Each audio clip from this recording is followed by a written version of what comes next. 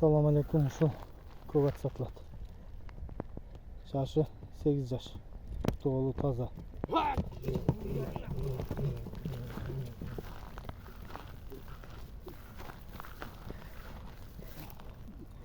Boyu 1.70'in üstü.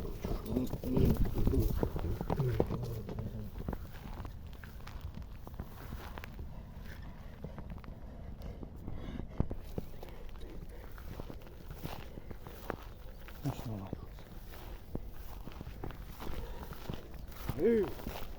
Bunlar taza. Turup kalıp da bastırış gereken, soğutuş gereken işte.